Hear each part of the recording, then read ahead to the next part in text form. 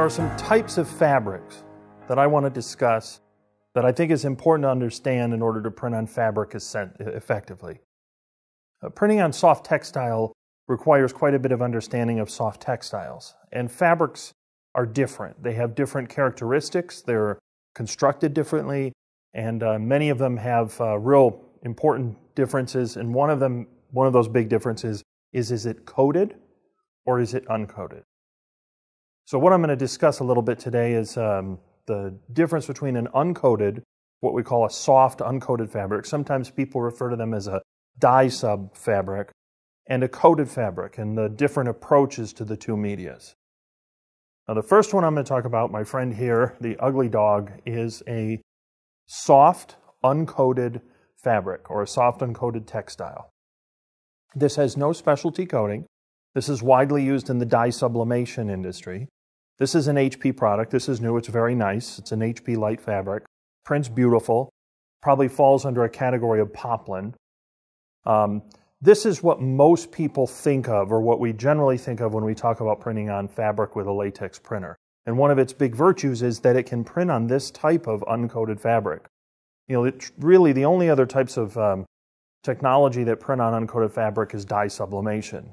And the latex printer, this generation in particular, prints with the richness and saturation and clarity that sublimation does. Now, I don't have the full scratch and scuff resistance that sublimation does, but it's still more than sufficient for most applications that you would do for, say, a trade show. This material you would traditionally use the ink collectors, but you don't necessarily have to use them. Kind of your test is, if you hold this up to the light and there's no pinholes, then for the most part, some of the weaves of an uncoated fabric will prevent any ink from going through, and then you're pretty much good to go.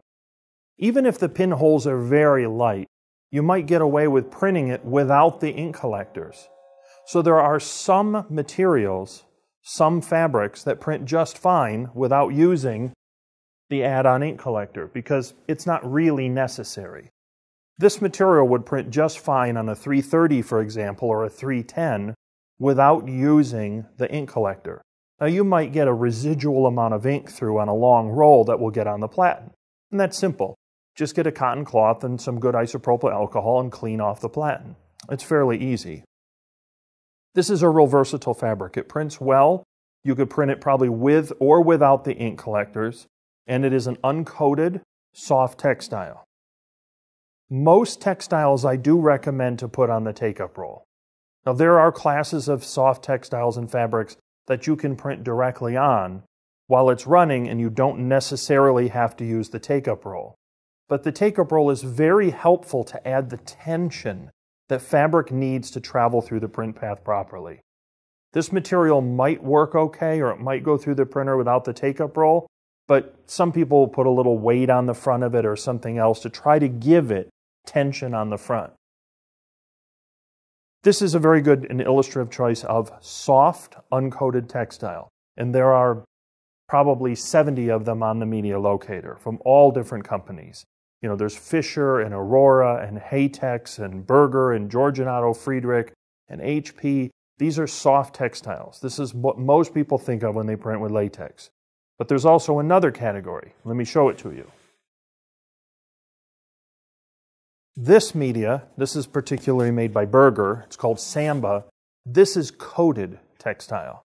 So if you feel the front of it, it has kind of a little bit of a sticky coating to it. There are several reasons for the sticky coating. The sticky coating will allow you to put a little less ink at a faster speed and still get a very nice print.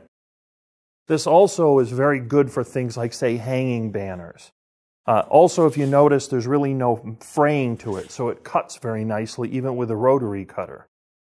Now, a coated material, sometimes called an airtight material, those are good choices also for the 310 and 330, which do not have the ink collectors, because usually if it has a coating on it, no ink gets through the fabric and it sits on top. With uncoated fabrics, generally speaking, I'm going to run at 16 pass, somewhere between 175% and 230% ink. I have to slow it down a little bit because you're putting more ink down on the surface, in order to get the saturation and the color pop.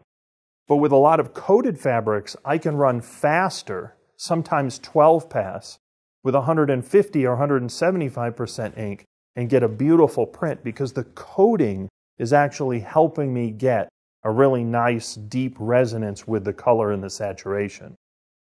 Now this particular product does not run well at all when you put these ink collectors in, because what happens is it actually kind of dips down into the ink collector and it doesn't allow it to lay nice and flat across the print platen. You'll get sort of elongated text from it. So I found that with the Samba and materials similar to this, two things are true. One, you're going to have to use the take-up reel because you need to have tension on this thinner material or it's just going to fall or fold right on itself while it prints. Also, it'll print better actually with the regular platens and putting the ink collectors in.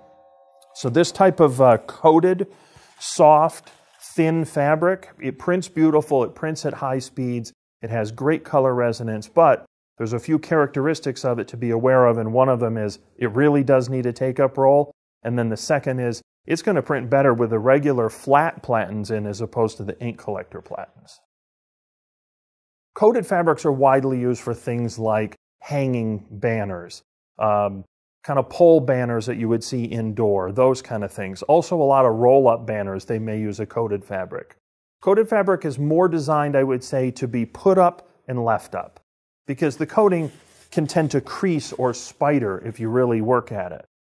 Also, you'll notice a lot of backlit fabrics, soft backlit fabrics, they tend to be coated, because in order to print an effective backlit fabric, you got to put quite a bit of ink down. You really need that rich saturation, and the coating is going to assist with that amount of saturation. The great part about coating is the pop and the color you get.